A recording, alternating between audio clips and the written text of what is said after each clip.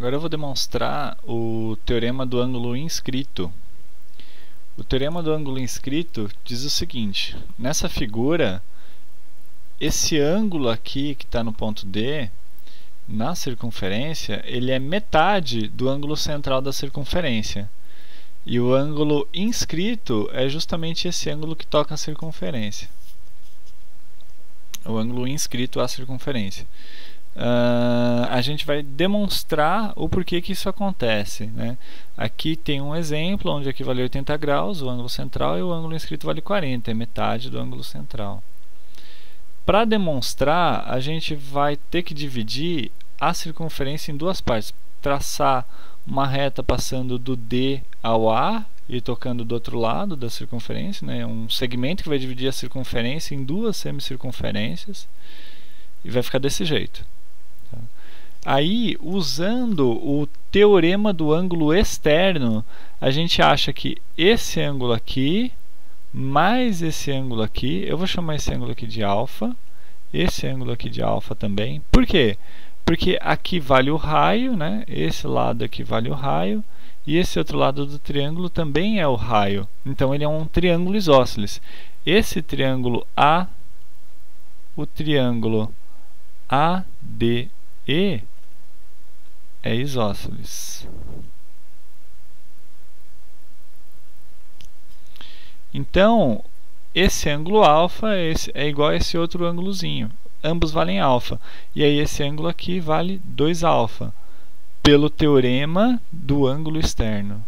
Esse aqui vem pelo teorema do ângulo externo. Implica que esse ângulo aqui vale 2 alfa. Se eu fizer a mesma coisa aqui embaixo, e eu chamar esse ângulo aqui de beta, note que alfa e beta não precisam ser iguais, né? Aqui dá a impressão que eles são iguais, mas eles não são iguais. Esse D pode estar em qualquer ponto da circunferência, né? E aí alfa e beta vão ficar diferentes, podem ficar bem diferentes. Aqui a figura dá a impressão que eles são iguais. Aqui é o mesmo caso, aqui também vale o raio, né? Tem a mesma medida que esse raio, então esse triângulo aqui é um triângulo isósceles também. Esse ângulo então vai ser beta.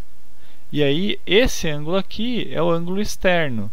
Como ele é um ângulo externo, pelo teorema do ângulo externo ele vai valer 2 beta. Teorema do ângulo externo também, pelo teorema do ângulo externo. Tá? Aí, se eu somar esses dois ângulos aqui e somar esses dois ângulos aqui, o que eu vou obter? Somando esses dois ângulos aqui, eu tenho... Aliás, eu vou somar os dois ângulos centrais aqui. O ângulo central vai ser ângulo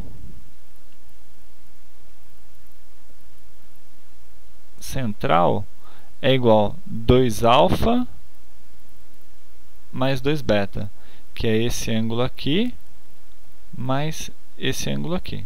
Esse é o ângulo central. Colocando em evidência o 2, vai ficar alfa mais beta. Só que alfa mais beta é o ângulo inscrito. Esse aqui é o ângulo inscrito.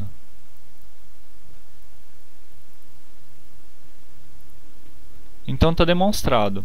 Ou seja, o ângulo inscrito ele vale metade da medida do ângulo central. Então, sempre que eu tiver, por exemplo, num exercício com essa cara que está ao centro, se eu ligar o centro a esses dois pontos também, eu vou ter esse ângulo, que é o ângulo central, e esse ângulo, que é o ângulo inscrito.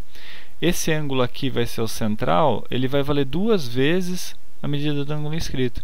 Então, se aqui for, digamos, θ, aqui vai ser 2θ. Se aqui for, por exemplo, 40 graus, aqui vai ser 80, que é esse caso aqui, né? Nesse caso, nesse exemplo, aqui vale 40 e aqui vale 80. Aqui tem um appletzinho do GeoGebra que mostra isso. Repara, eu vou mexer esse ângulo D, aliás, eu vou mexer esse ponto E variando esse ângulo alfa e ele vai variar esse ângulo de acordo. Olha só, por exemplo, eu vou abaixar um pouco mais. Tá aqui, ó. Aqui vale 57 graus o ângulo central e a metade do ângulo central vai ser o 28,5 graus. Vendo? 57 dividido por 2 vai dar 28,5 graus. Então, para qualquer lugar que eu mexo esse ponto, eu vou variando a medida do ângulo central e a medida desse ângulo vai variando de acordo, vai variando junto. Olha lá, por exemplo, 92,8 graus e a metade dele vai ser 46,4 graus. Agora, um fato interessante. Se eu variar, ao invés de variar esses dois pontos, se eu variar o ponto D, deixa eu achar um lugar legal aqui. Aqui assim. Bom, 105 graus e a metade vai dar 52,5 graus. Se eu variar o ponto D, o que vai acontecer com esse ângulo beta? Ele vai mudar? Vocês viram que se eu variar o ponto E ou o ponto C, tanto a medida do ângulo central quanto a medida do ângulo D varia, certo? Porque eu estou variando a medida do ângulo central. Agora, se eu variar o ponto D, olha que fato interessante, não varia a medida do ângulo. E isso acontece porque eu não estou variando a medida do ângulo central. Se eu não estou variando a medida do ângulo central, eu não posso variar a medida do ângulo inscrito. Ele tem que ser igual a metade da medida do ângulo central. Certo? Bom, então é isso. Isso daqui é o teorema do ângulo inscrito.